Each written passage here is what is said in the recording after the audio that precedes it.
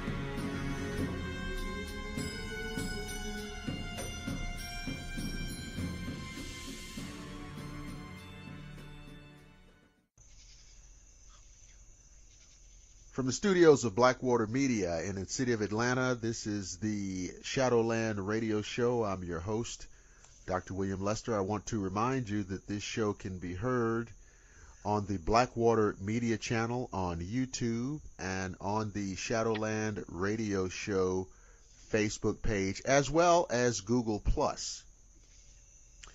I want to introduce a guest for this installment of the show, who is a colleague and a longtime friend.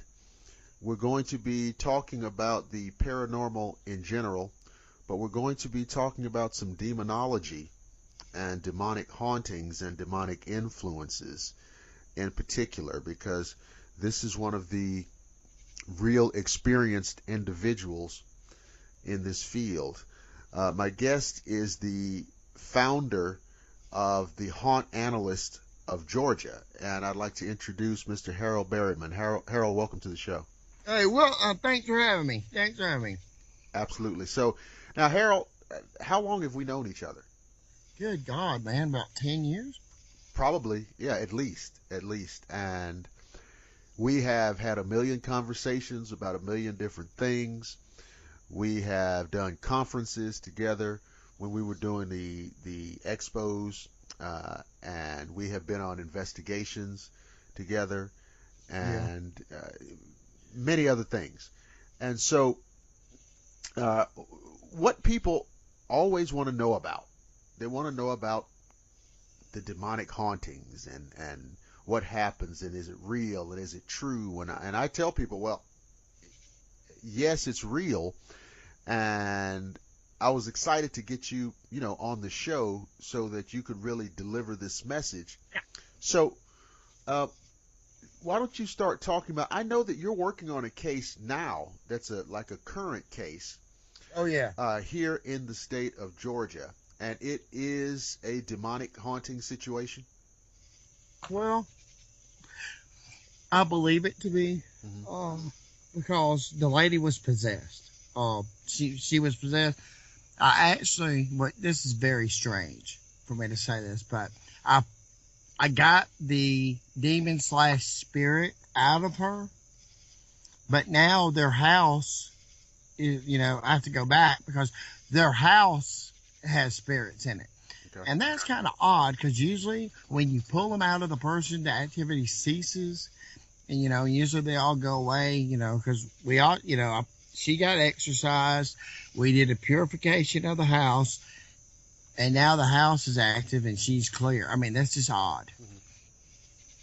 Well, can you describe some of the phenomena in the house? Moving chairs, hot spots instead of cold spots. Demons put off heat. There's hot spots. I turned the air down to 60, on purpose. Of course, it froze them to death because this one guy, he's a little guy, and he likes it. He had it up like 78. But I had to see, about the heat. If is it just hot right there or what? But I turned it down to 60, and we still had hot spots, moving things, or like moving chairs, doors that close. But people are like, they're like, what happens when you first go to a demonic case? How is it? What all goes on? Well, I want to tell everybody right now, the first 2 or 3 times you go out and it's a demonic case, expect to get not a damn thing. Nothing. And why is that? Because they're hiding. They've been hiding for years. They want you to think, oh, these people are crazy, and leave them alone. But if you keep going and going, you start getting on their nerves. They're like, God, I can't stand it. And then they start showing their ass. Okay. And or if you catch them, just by chance catch them, they get very angry. And, at first, it's not like it's real subtle when it first starts. It's like when it starts, all hell breaks loose. It's nothing subtle about a demonic case.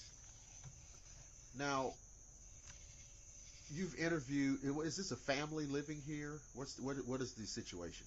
It's just a couple that the one client had got 1013'd by, her spouse because she was possessed, and she told them she was possessed, so they 13'd her. So,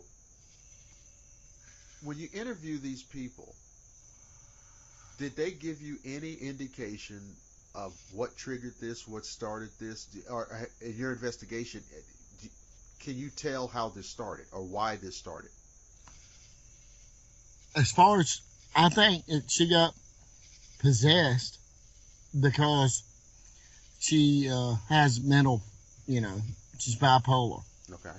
And she takes a lot of medication. Okay. Plus, there's certain things, that she's doing that she shouldn't be doing, like misusing her drugs. Okay. And, they jump right in on that. Now, I'm glad you brought this up because somebody hearing that is going to immediately jump in and say, well, she has some mental issues and that's not really kind of anything paranormal, but Harold Berryman has a background in psychology, right? Yes. Okay, so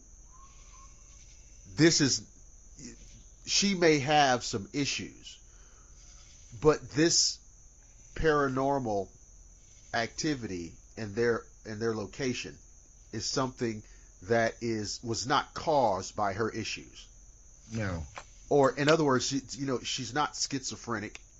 No. I mean, you could try to blame the mental illness all day, but I know no mental illness at all that's going to teach someone to speak in a different language that they don't know how to speak. Has she evidenced that? Has she evidenced that? Different languages? Yes. What language did she speak? Spanish. Okay. And under normal circumstances, she doesn't speak Spanish. No, just English. But the spirit that's in her said it was a man. Okay. And he told this big story, which seemed to be just a big crock. Everything it said, because the man that said it had no ties to the house, had never been. The house was never his. I did research on the home. I found all this out, which any good researcher would do anyway. Right across, I want to say it's not across the street, but on the street over, because, they live in like a neighborhood, and when I say neighborhood, I mean like houses side by side. Subdivision. Yeah, kind of like a subdivision. But if you right across on the next street is a funeral home. Okay. And maybe that has something to do with it too. Have you checked? Is there a history in this neighborhood, in this area, in this community of phenomena, or do you know that yet? No, there is no. As far as I know, there is none. I know that they had told us upon, because sometimes we ask neighbors, things. But what we did find out about the house in general is that people had went to the house and they lived in the house 1 to 2 months. And that's what's been going on for the last 2 or 3 years. So people just coming in and out. Yeah, getting the hell on after about 2 months. And that is one of the signs I know as an investigator, where you just have a house that just nobody can stay in. Is that true with this house? Yeah. I'm thinking maybe there's a link between that house and the cemetery. Okay. I mean, the cemetery, I meant the funeral home. Home, yeah, the funeral home. Wow. So this is an ongoing case, and are you working on other cases simultaneously? Is that the only case you have now, or what's going on with your investigations? Yeah. Thank God. We are starting to slow down on taking cases right now because we do a fundraiser every year called Haunt Tour. Okay. It's Haunt Analyst Haunt Tour. You can look it up.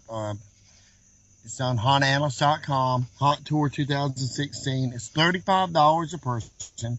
And what happens is we take you to certified haunted locations. That it's not, is it haunted? No, these are actually haunted. They're monitored, bi-weekly by, Haunt Analysts and, you guys, the Institute of Metaphysics. And what we're doing, we're recording the type of activity, when it increases, when it decreases, what spirits are there, are they good or bad? And what we do on Haunt Tour, we carry people into these places and all night, it's $35. We meet up at 9, we leave out at 10. Sometimes we don't get back to 5 or 6 in the morning. And it's a blast. But what we do this as a fundraiser to where we can have gas to go to these places to help people with, demonic activity. Well, that's the thing, because I know that you put this tour package together every year. And now, do you know what are the dates going to be for this year? Hold on, I gotta look it up. I do know it's every Saturday in October. Okay. But we do start in September, which is next month. We start I think it's the last 2 weekends of September that we'll do it.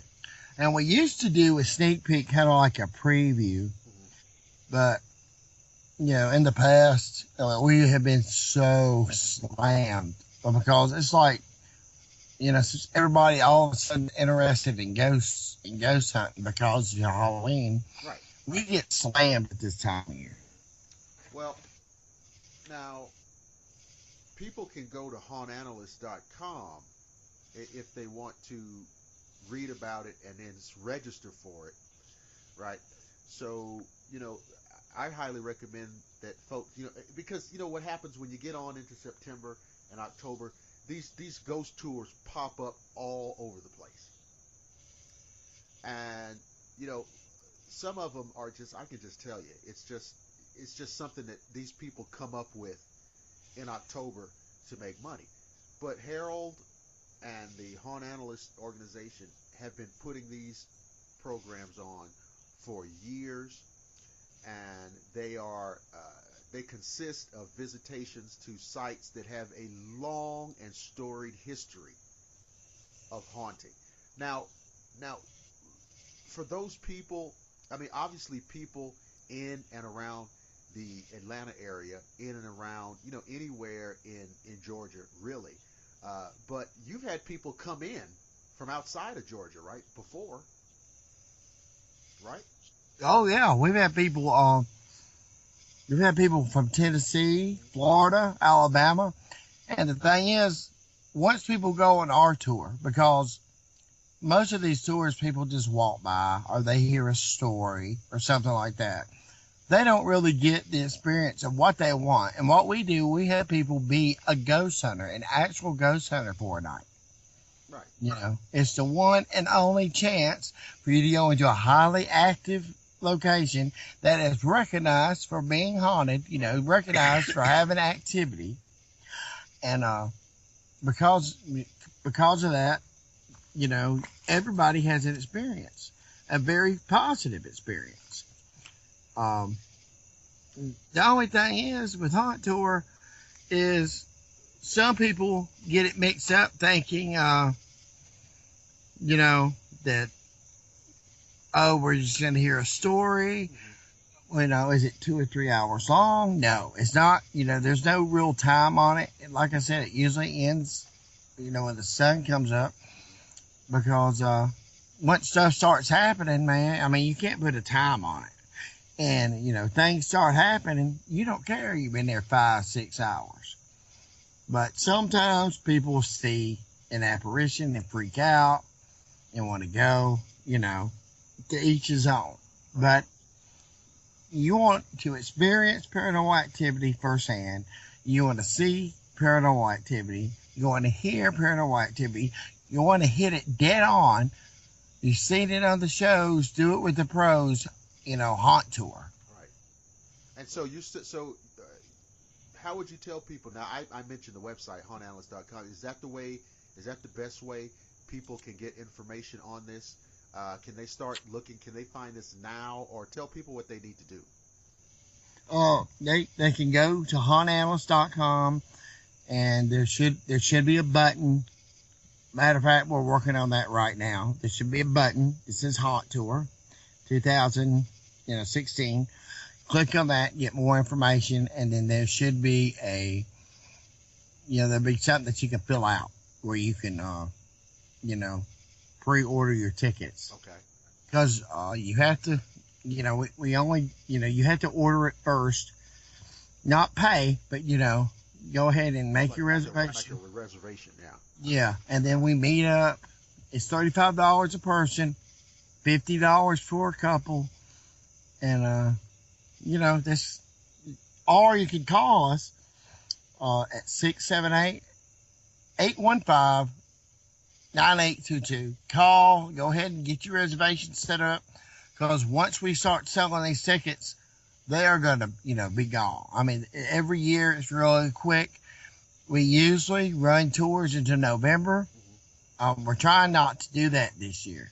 We're trying to cut it off, because on Haunt Tour up till Devil's Night, which is October 30th, right, we do a Devil's Night tour, which that's, I think, a Saturday or a Sunday. And then Halloween, I don't know what day Halloween. I think that, and if I'm wrong, I'll get 300 comments on YouTube about it. So I'm gonna put up a calendar. So actually, the 30th is on a Sunday. So Halloween this year will be on a Monday night. Yeah. Well, we have a Halloween Haunt Tour and a Devil's Night Tour. The Devil's Night Tour is a little bit different from Haunt Tour. It's just like Haunt Tour, but it's a little bit different because it's more intense. We do a lot more advanced stuff. The Devil's Night Tour starts at midnight. So we'll meet up at 11. We'll get out there at midnight. And, Devil's Night is highly active. Okay. Actually, Devil's Night's more active than Halloween night, believe it or not. But then you have Halloween night, which we meet up, regular time.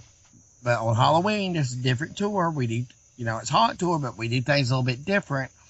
We amp it up a bit, and we, it's totally different from the regular Haunt Tour, because, it's a Halloween tour.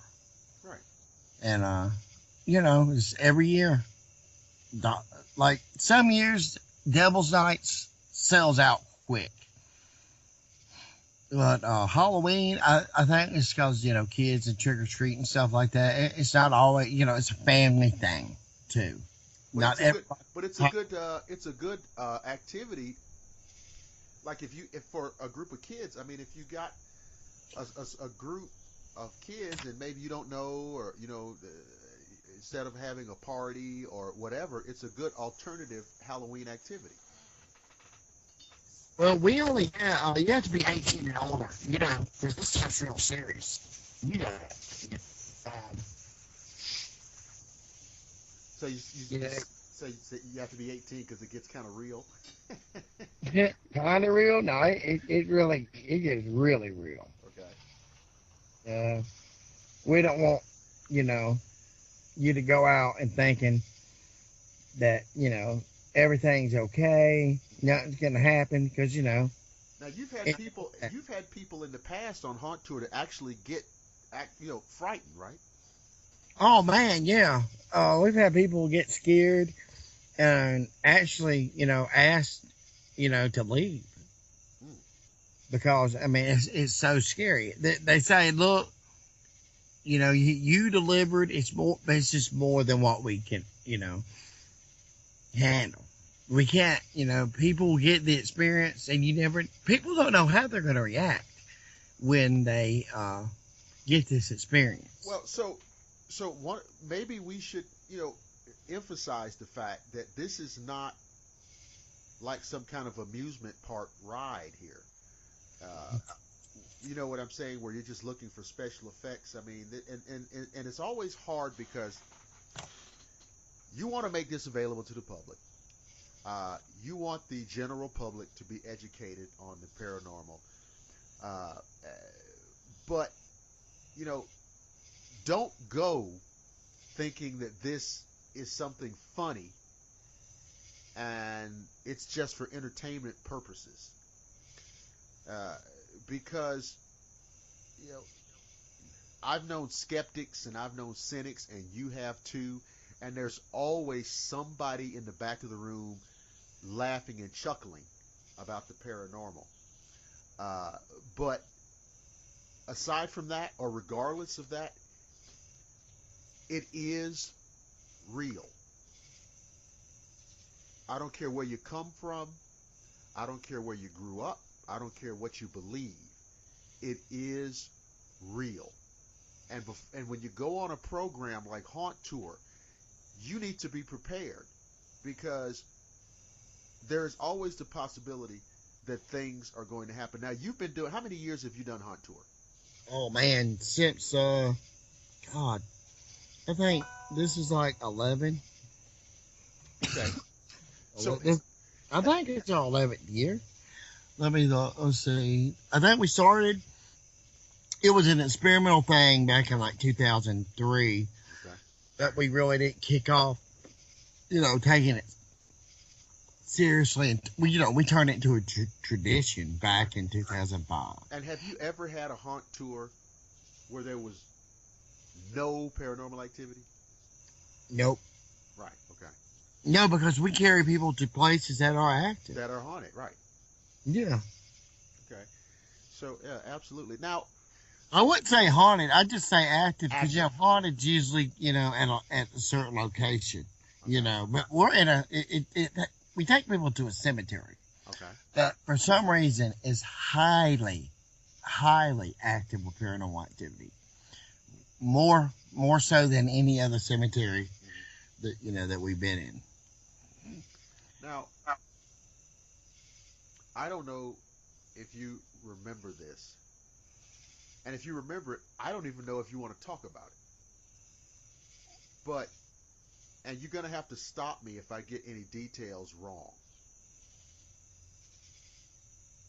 Was there not a case a few years back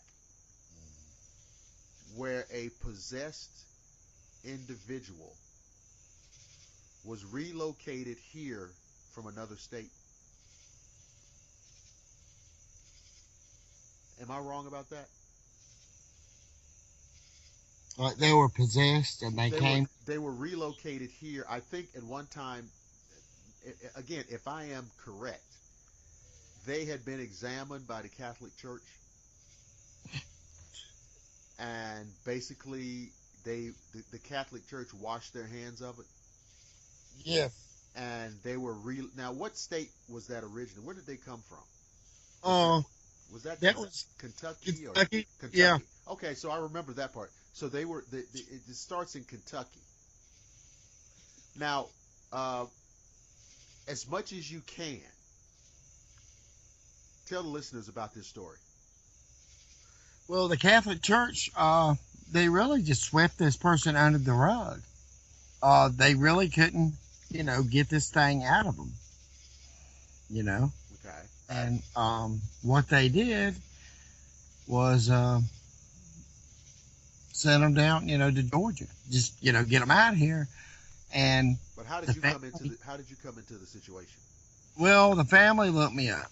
Yeah, well, they looked up different paranormal groups. And I want to tell you what, a lot of paranormal groups don't deal with demonics at all. They say that I was a demonologist, Yep. which just because you're a demonologist don't necessarily mean that you're an exorcist.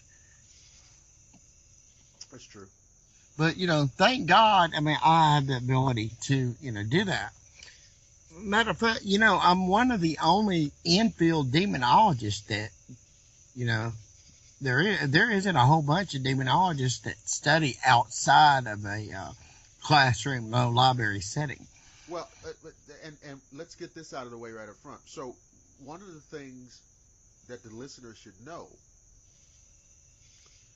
is that, Harold Berryman is the person that we consult. The Institute of Metaphysics consults with Harold Berryman on issues of demonology, demonic haunting, and anything in this area. And the reason is very simple. I know him, and I know what his background is, and I know what his experience is. I have been on investigations with him, aside from a million conversations. And when I tell you that Harold Berryman has the background and the pedigree to be talking about this subject, I promise you that that's the case. And there are very few people that can make that claim. Everybody's interested in it, but very few people know what they're talking about. Okay? And so I wanted to get that out so that people understand that you have the kind of credentials to be talking about this issue. So these people looked you up, and then what happens next? Well, first they gave me, this big story, which I'm sorry, was unbelievable. All right. The Catholic Church has swept somebody under the rug for being possessed, and they couldn't get this demon out of the person. Well, you're not suggesting that the Roman Catholic Church would start playing politics. I can't believe that. Well, of course. Well, the thing is, they didn't actually get sent from Kentucky down here. They didn't want this person to go to the nut house, because that's what they were going to do. They were going to hide this person, which is common with the Catholic Church. Even after a successful exorcism, they put them in the nut house. Because once someone is possessed, they are never 100% the same again.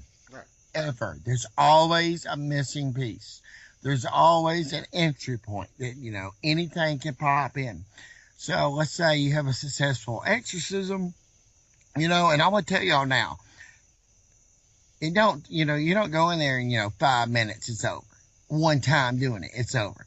It takes a week, 2 weeks. Some of them go on for years. And then afterward, sometimes if they're successful or not, they send them to a sanitarium for the rest of their life. Because that's how, serious and terrible that demonics are. And the thing is, with everything that goes on with demonics, you become possessed, your mind will never be the same. Ever. There's always going to be flashbacks. It's like post-traumatic stress. You'll never fully get over it. Right. And what happened actually is they were running from that. And they started calling, and first I thought they was crazy. Then I contacted, one of my sources through the Catholic Church, and I found out a little bit about them. And they was like, "Oh, why? Do you know where they are?" I said, "Oh, no, I don't know what I don't know what you're talking about." And I went and I helped this person. It took a while, but I helped them, and they did try to go through other groups. And this one person, which I won't mention, who claimed to be a demonologist / exorcist, was a joke. I just could not believe it.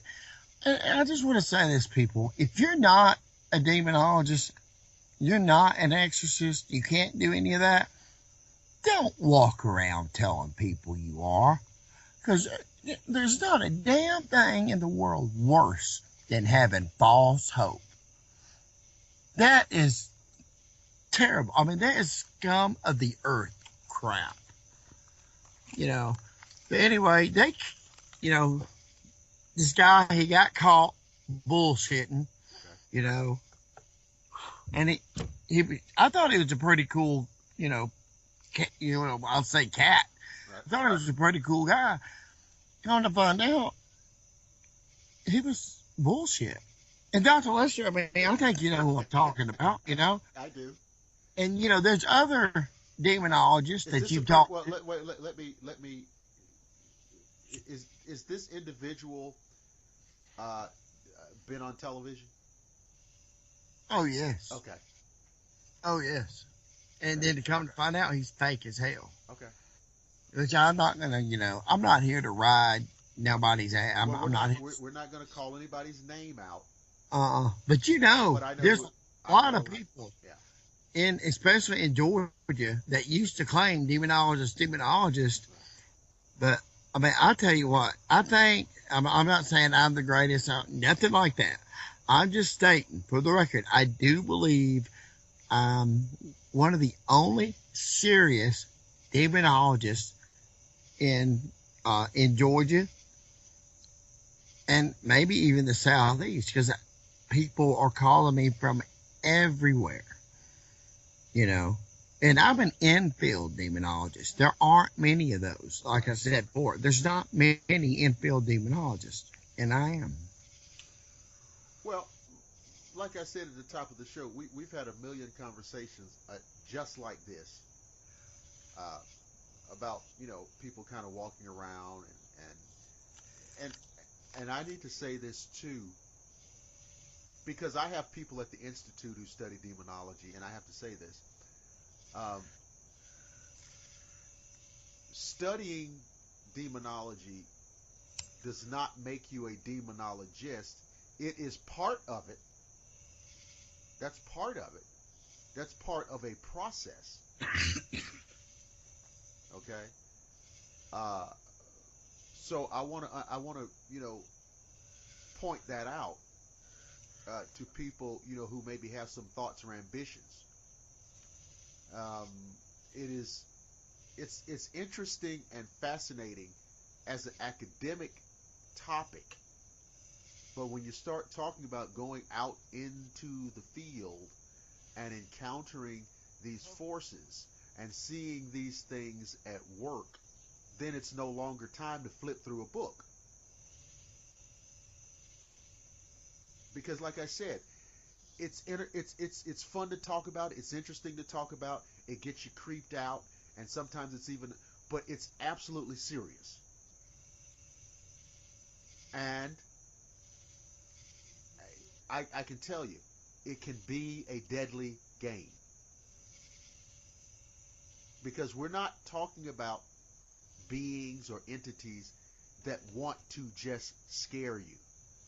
They would just as soon see you dead. Am I right or wrong? You're right. You're right. Okay. So now, this individual that you dealt with, and again, there may be people listening to the show of different sensitivities. But what did this creature engage you in conversation? And if so, what were some of the things that were said? Are you talking about Under possession. Oh, when I talked to the preacher? When you talk to the possessed individual. Oh man, that one was a doozy at the things it talked about. Well, because this is what the listeners, if we don't touch on this, everybody will say, "Why didn't you get him to talk about it?" Why? Okay, well, I'm getting you to talk about it. What was said? It talked about my family a lot. It knew a lot of information about my family. Now, does that mean it knew? I mean, am I famous? No. See, demons have been around a long time, and there's a lot of demons out there, and they just got information like from one friend, from another friend, to another friend. Somebody knows somebody knows somebody. I had a lot of threats for threatening my family, my children. Told me I was going to get sick. Did I get sick? Yes, I did. The things it said it would do, it did. But that's any demonic case. I mean, demons always talk a game of crap. But you have to be one with Jesus Christ. A lot of people were like, what? Religion? Boring Christianity. Yeah, demons come from Christianity. And they were fallen angels. All demons aren't all scary looking. I mean, they were once angels. They just sided with Satan. But the thing is, you have to be one at peace with yourself and your surroundings. And you have to keep your mind open. Right. Or they will really screw you up. So this thing tried to intimidate you that way with threats. And how did you respond? I just shook it off. Okay. I was like, well, you don't scare me. I told it, I was there to help the person. I was going to get that out of them regardless. That they could tell me that stuff like never, because I didn't want to hear it. Okay.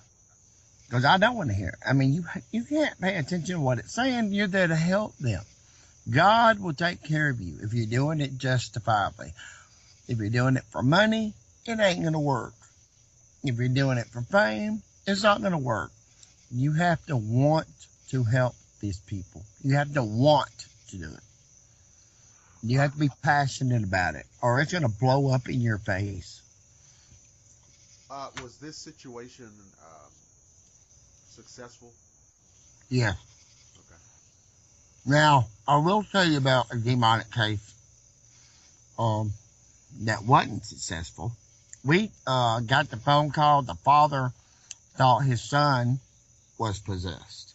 No. Because the thing is, the son was having psychic visions, this, that, and the other. But what happened, we're sitting there examining him. The mother was possessed, and we had no idea. And she actually, after the investigation, well, the investigation was going on, and we left to go home, and we were going to come back. The mother actually drowned the little boy. And she was possessed. She was possessed. They thought the son was possessed because, it tricked everybody. And she drowned the little boy. So, we don't win all of them. We don't. Don't think that we walk around, hey, super duper, we have a cape flopping out our ass. We fail. Because these things are bigger than us. They're larger than our life. We have to be very careful when you're messing with demons. They don't play.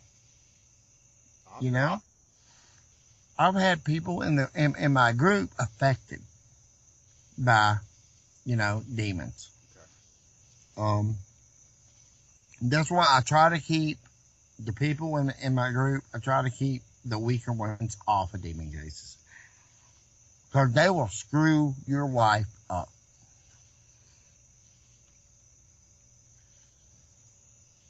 This last case was successful. This case you're talking about now was not successful because the woman under possession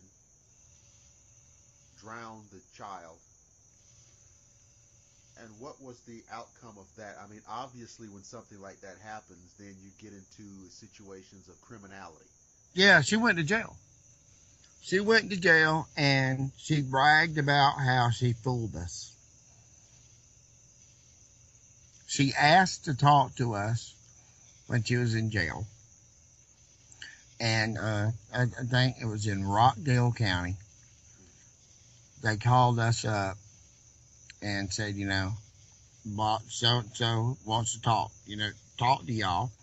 Y'all want to, you want to come up here and talk with her.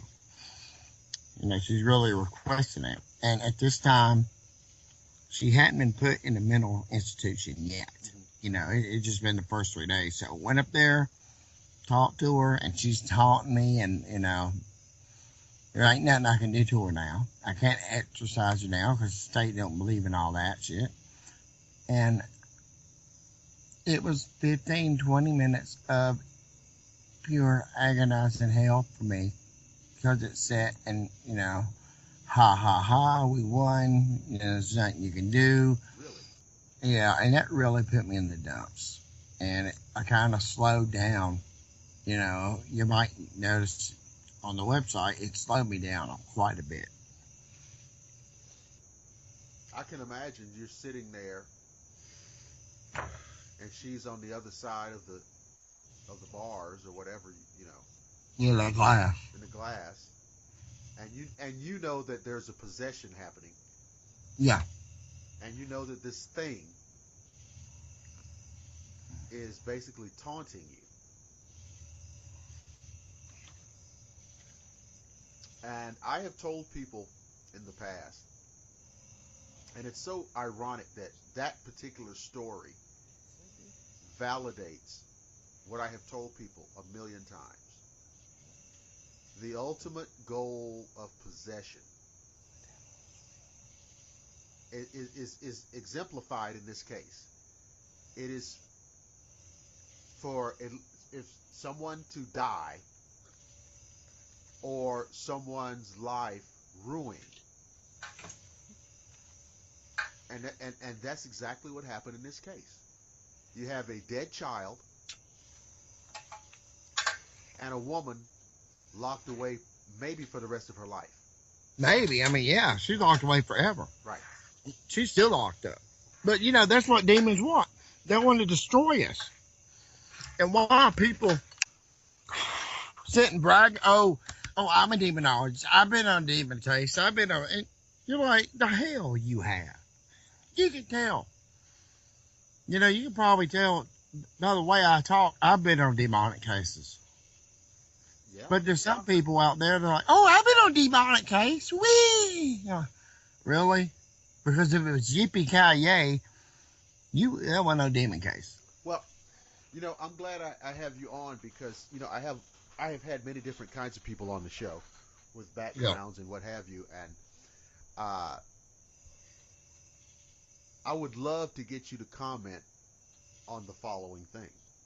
Okay. I have had people on who say that, they are, of some particular persuasion and they work with demons and they conjure demons and they speak with demons and they work with demons and as long as you're respectful and nice and you should not have a problem and they work with the demons and they do this and that and this and that and they and I am not I'm not posing any argument to that, but I know what your experience is. I want you to comment on that from your perspective and what you've seen. Well, I've seen people on the, they say they work with demons and all that, but they're possessed. or they're oppressed, or they're suffering from demonic plague. The people that say, they're telling you that nothing's happened to them yet, it's because they're toying with them. Demons hate mankind, despises mankind, wants to wipe us out totally. Totally. Right. It's not, oh, well, I guess I like this one. No, they hate us. Now, for the listeners, would you give us the meaning of demonic plague? Oh, it's kind of like oppression, but it's people start getting very, very, very sick, and there's no explanation to why. I mean, they're practically on the verge of death. It's like the flu times 10, and more different things start happening. Their pets start dying around them. You name it, bad stuff happens, and they're sick this entire time. Okay. It's not some people might say, well, that's oppression. Well, no.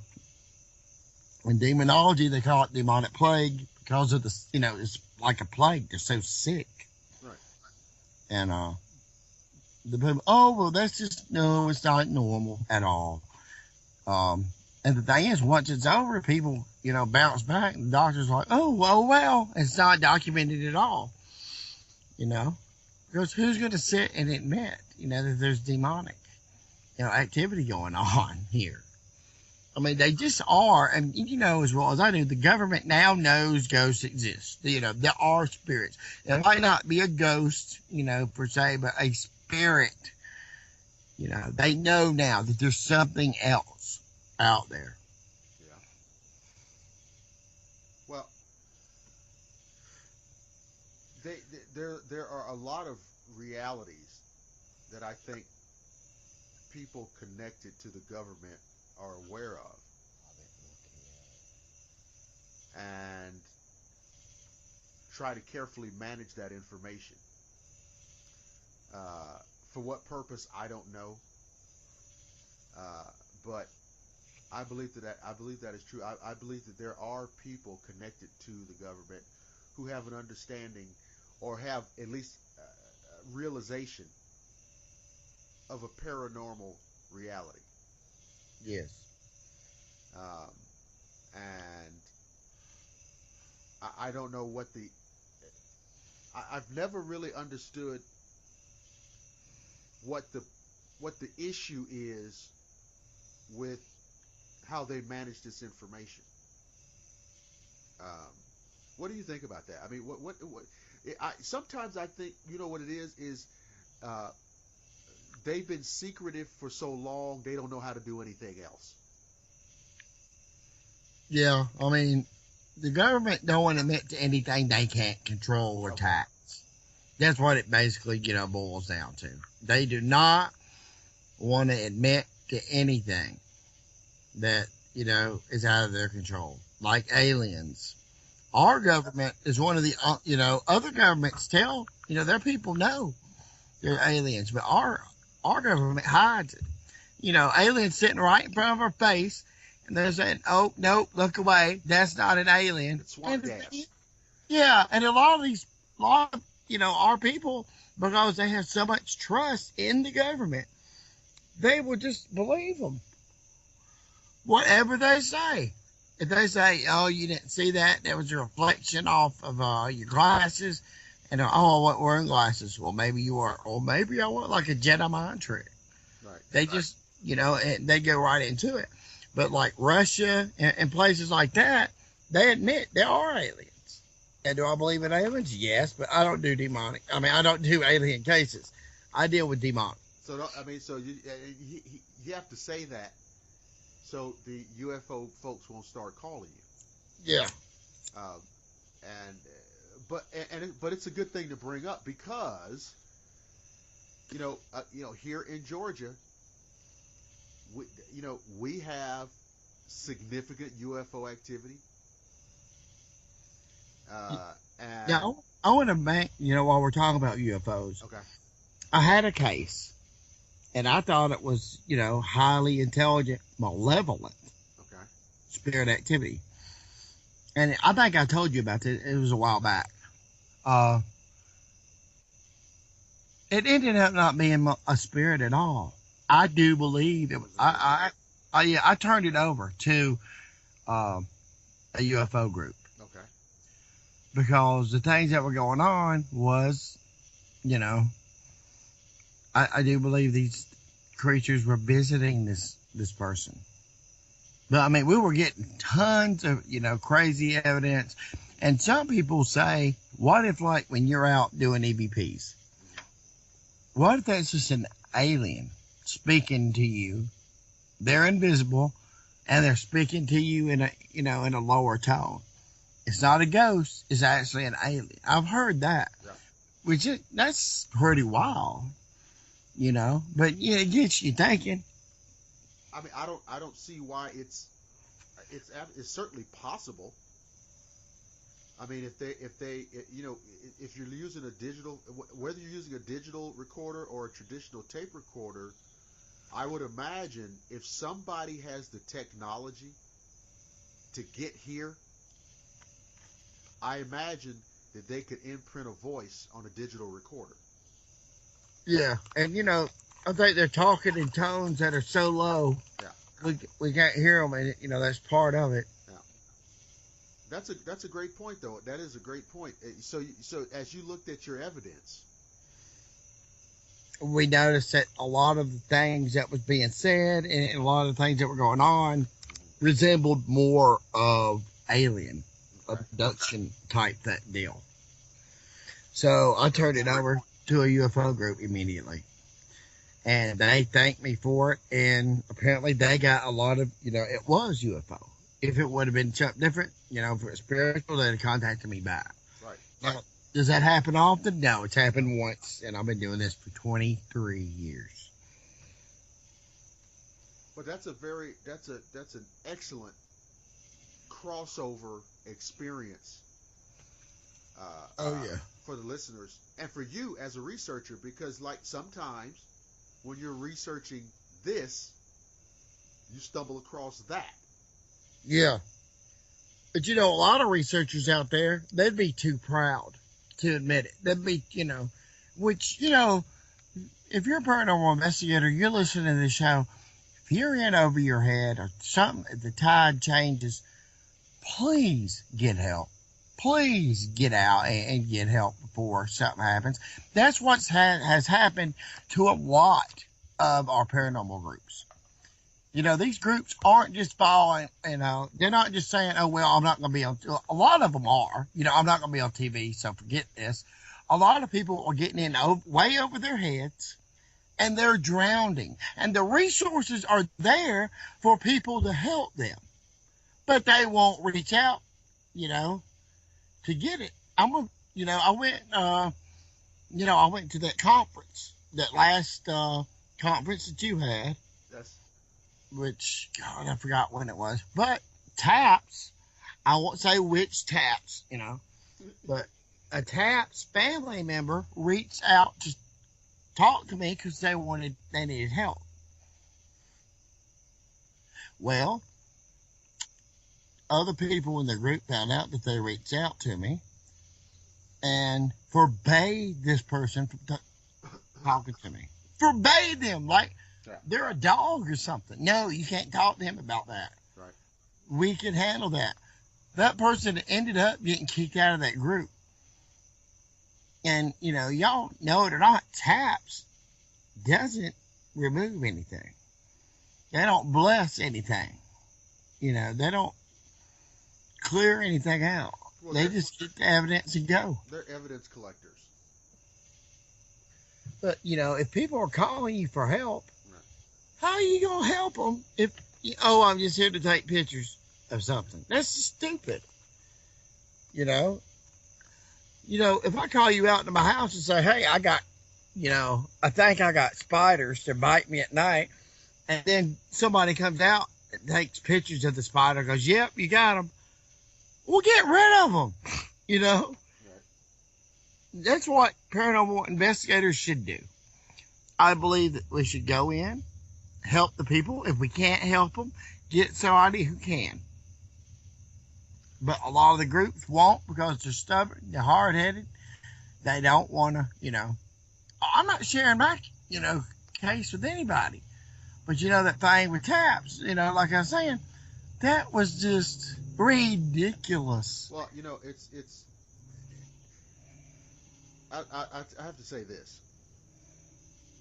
I've invited people to come on the show, talk about paranormal,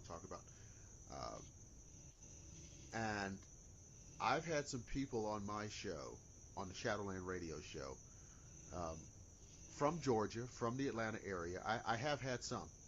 Most of them, or many of them, have been individuals. There have been some people representing organizations. But I get a lot more positive responses from people from elsewhere. People from elsewhere. And I have reached out to organizations, to so-called research organizations in the state of Georgia. And did not even get the courtesy of a response. And to be honest with you, I have no idea what that's about. I have no idea what that's about. In other words, there was nobody in that organization who was willing to take 2 minutes to send an email saying, no, thank you. So what's going on in Georgia? Well, Savannah, if you go down there, Savannah is a bunch of, that's a tourist trap, basically. I mean, yeah, those places are haunted, but you got to understand there's only so much energy they have. They don't want people going down there investigating that because that messes with their tourism. People in Georgia, I don't really know what the deal is. I thought it was everywhere. Well, it may be, but we're here. Yeah, there's no unity. People need to get over that. There's no unity. There's not going to be paranormal unity. There's not. You could join up with the team together, but, maybe temporarily because there's got to be somebody on top. Nobody works together here. Nobody. It's all cutthroat politics. Ghost hunting is. And that is terrible. But, we might as well just get over it because that's how it is. Yeah, I think so. I mean, and everybody, they want a TV show. They want a TV show. They want to get on a show. They want to be on a show. They want to make a show. They want to.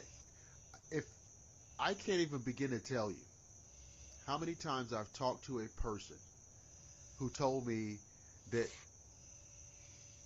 they were looking to do a show, or somebody was asking them to do a show. I mean, by show I mean TV. Yeah. So this whole, that's top of mind with these people. Well, I told you that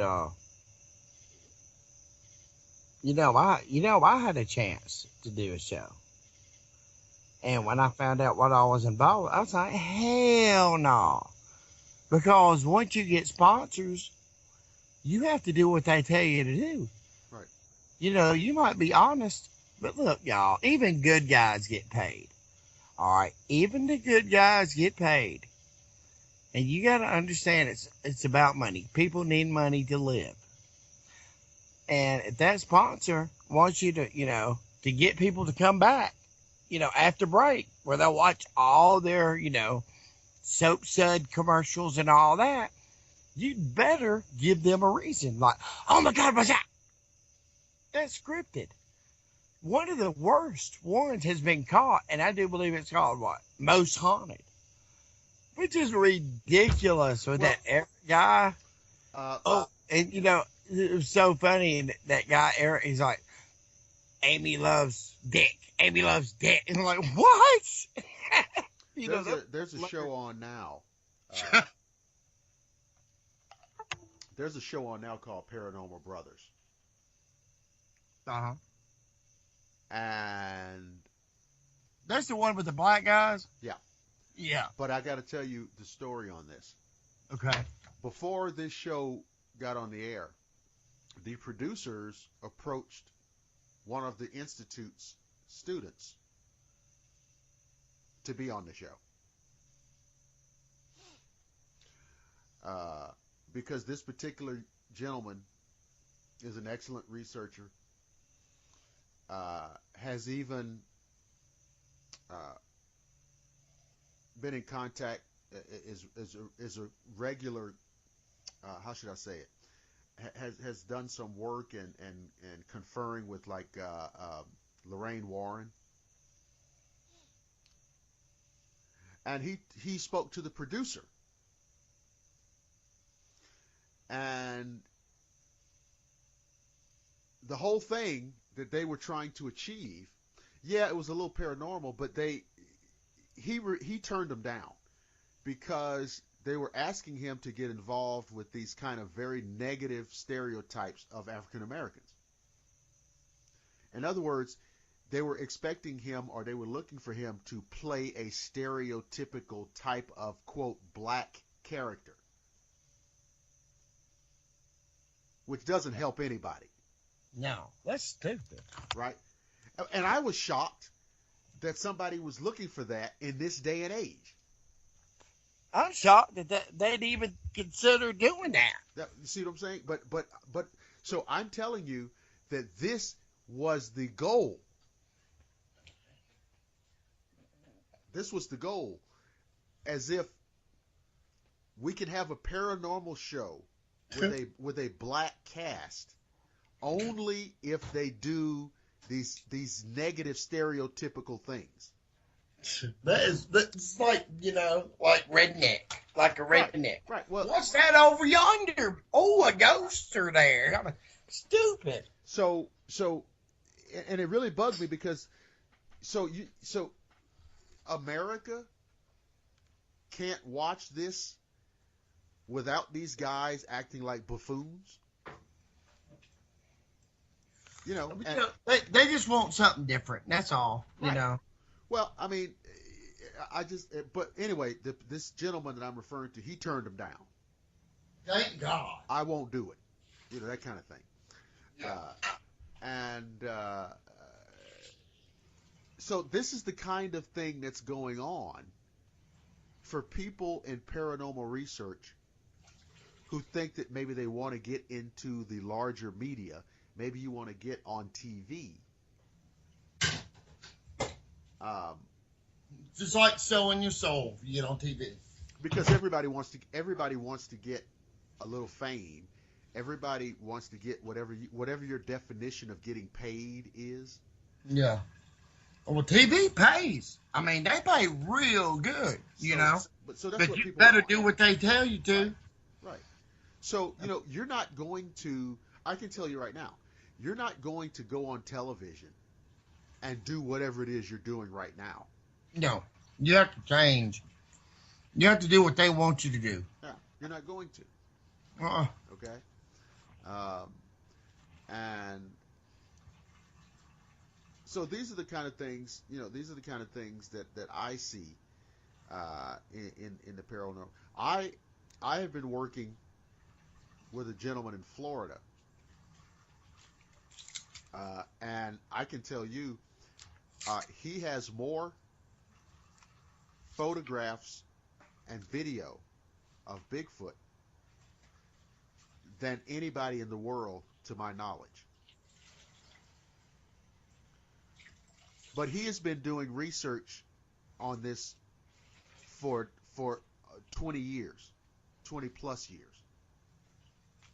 Now,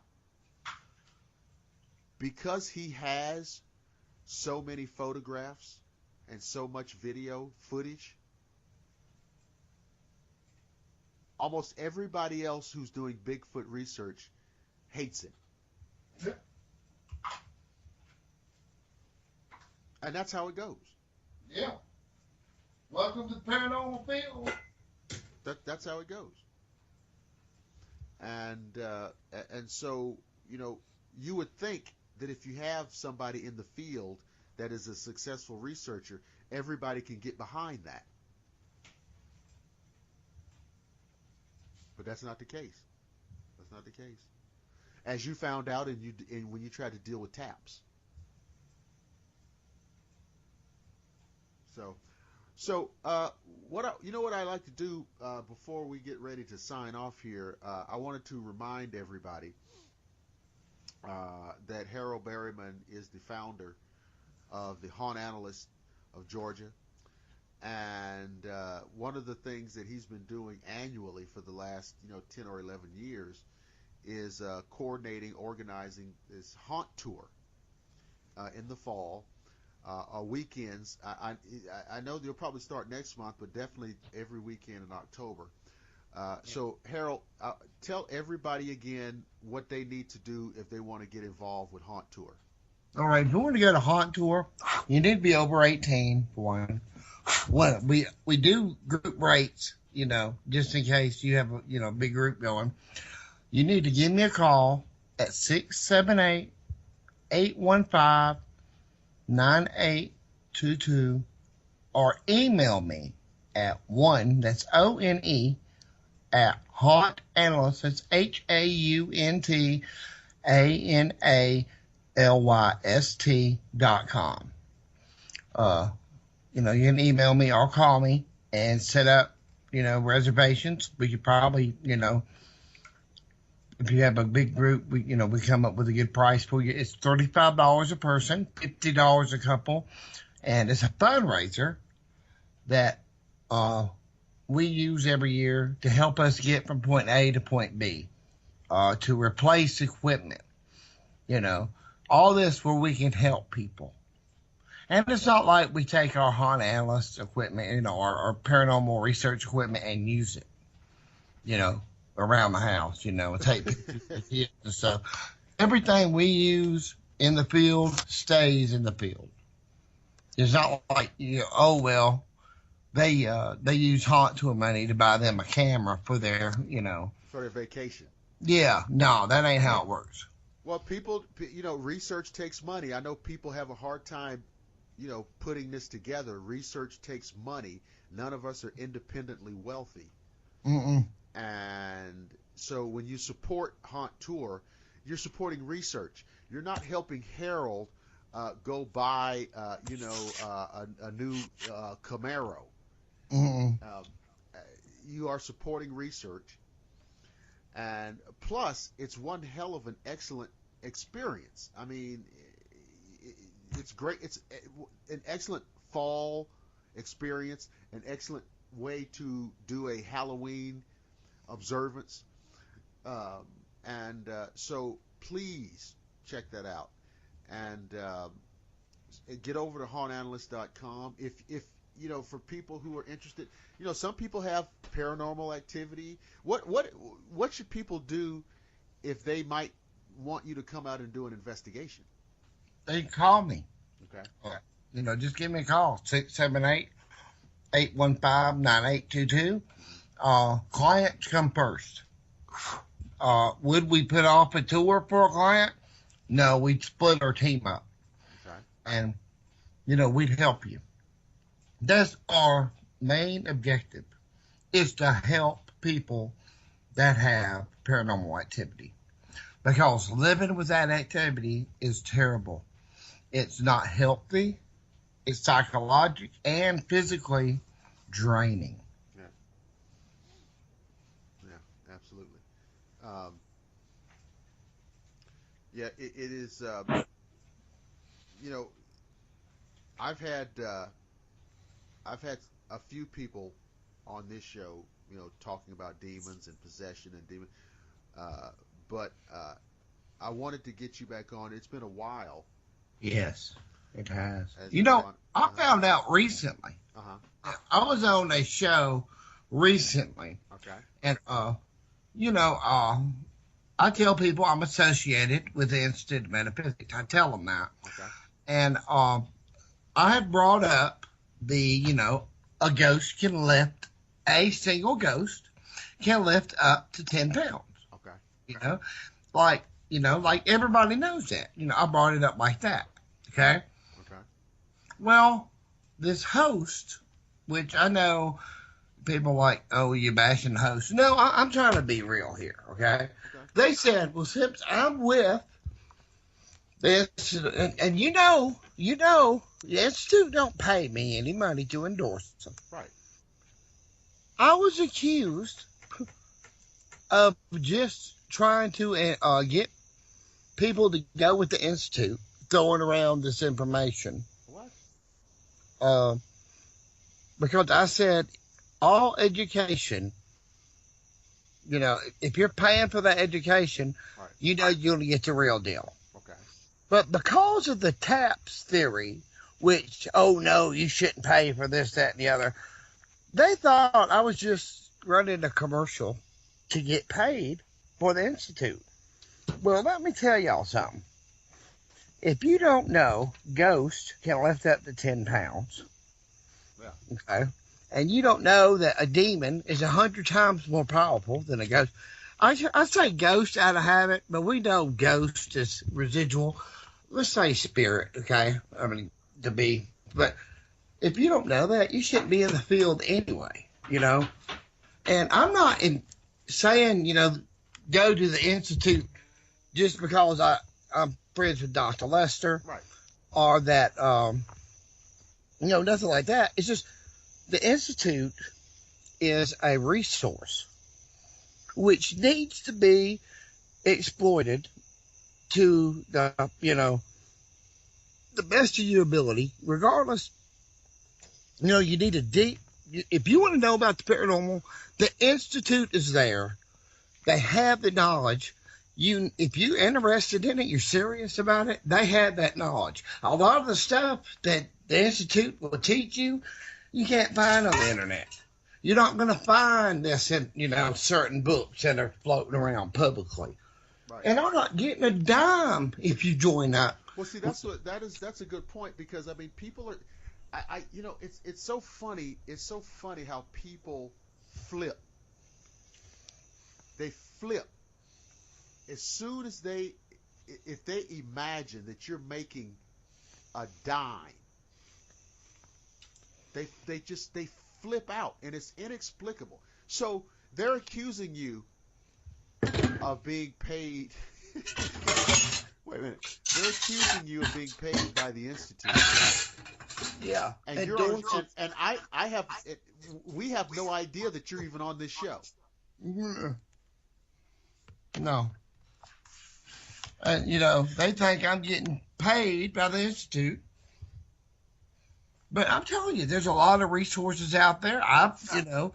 Unfortunately, no, I did not go to the Institute. I wish I would have. I went with a different institute back at the time, and I spent way more money than I should have. The Institute, your Institute that's a decent price. I paid a lot of money for my education. Right. I finally got my doctorate in demonology. All right. It cost out the butt, but I mean, I was locked in. It's not like I could switch. Right. Schools, but I really wish I would have went with the Institute of Metaphysics. Well, it cost an arm and a leg. It's so funny, and it doesn't matter how many times we say it. Mm-hmm.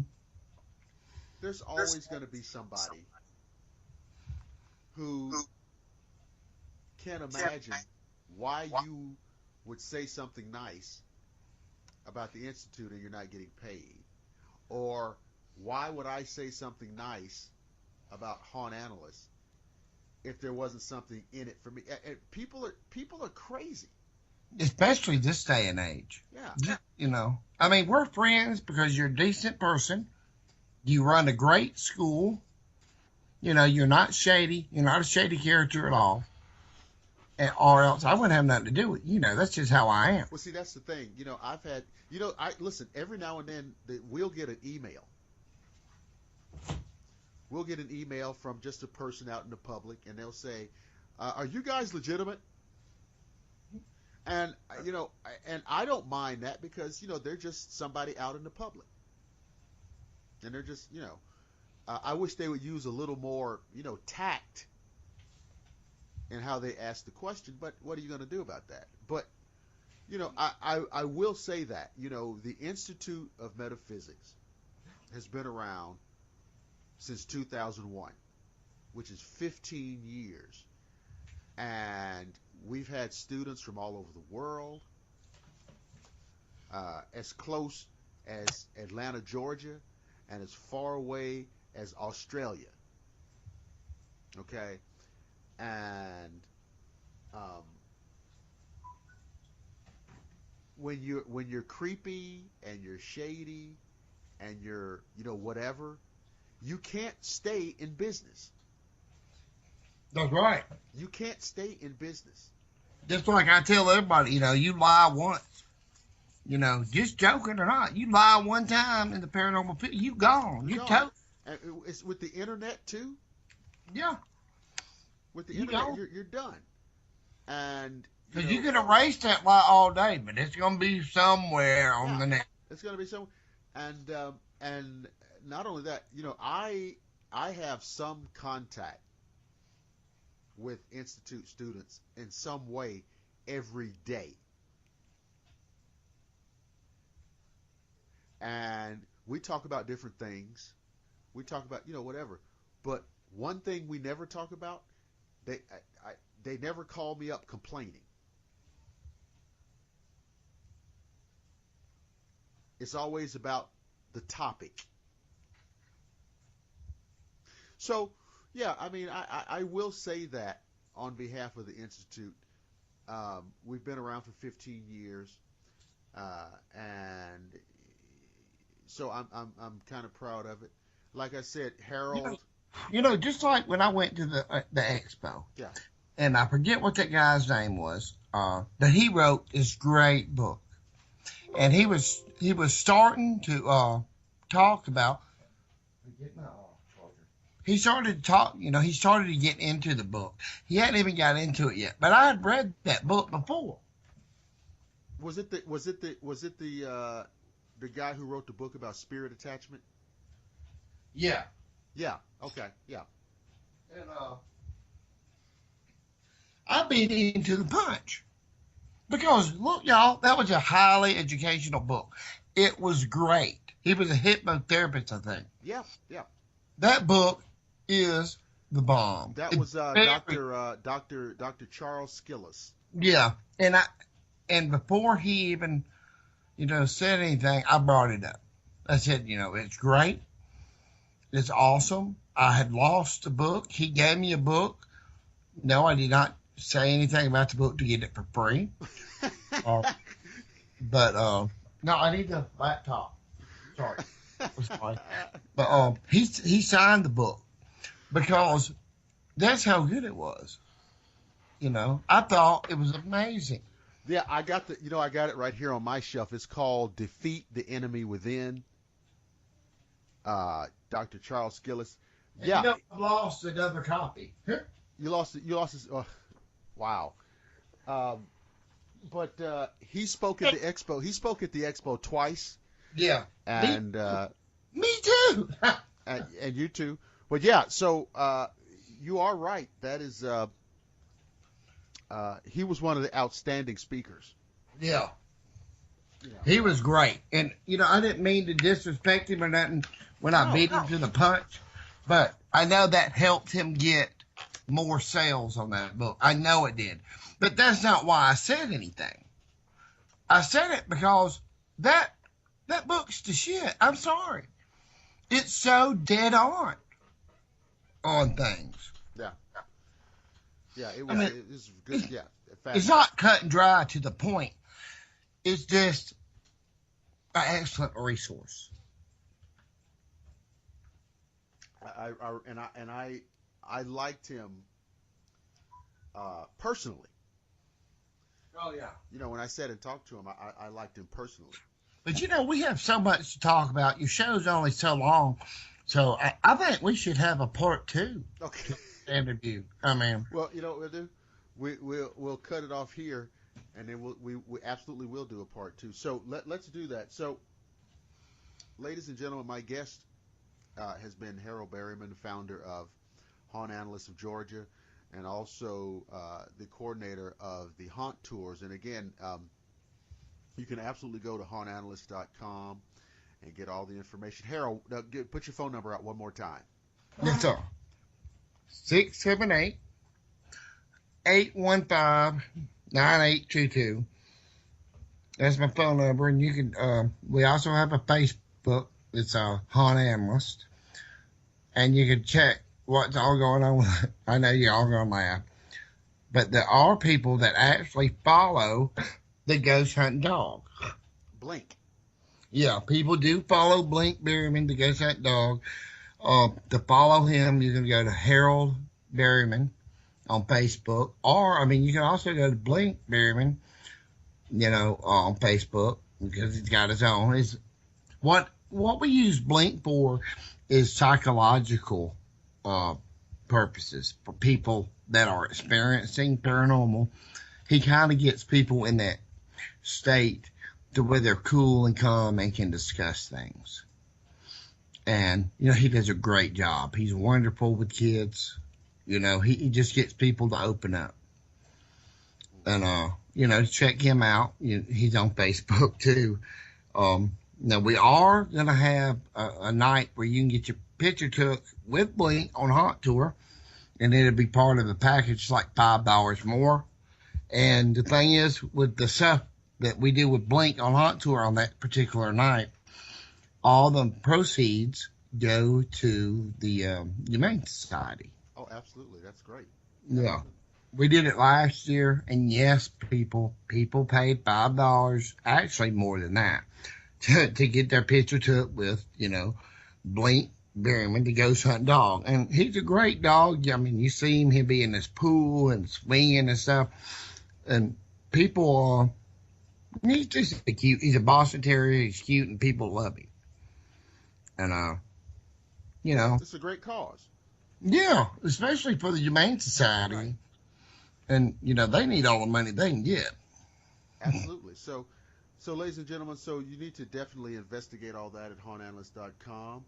I want to remind everybody that you can listen to the Shadowland Radio Show on our Facebook page. If you just go and type in the search engine Shadowland Radio Show, it's right there.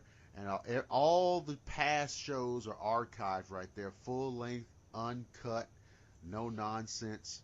Everything is there. You can also hear the show on Google Plus, and you can hear the show on the Agenda Earth website, as well as the Historian's Almanac and all of those related shows. By the way, and let me promo a little bit. On the Historian's Almanac, we will be doing a 2 or 3 part episode series, which I'm excited about. I've already recorded portions of part 1, but this program is entitled The Historical Dracula. Cool. And we are investigating the history of the real life, not the movies, not Bela Lugosi, not Christopher Lee, not Gary. We're investigating the real Vlad Dracula. Vlad the Impaler. Vlad the Impaler. Oh, and yeah. so that will, hopefully, we'll be able to put at least part 1 of that out sometime this weekend. This episode of the Shadowland Radio Show hopefully will go out this weekend. So you'll have a lot to listen to. So I want to thank my guest, Mr. Harold Berryman, and I want to remind each and every one of you that I promise to see you again on the flip side.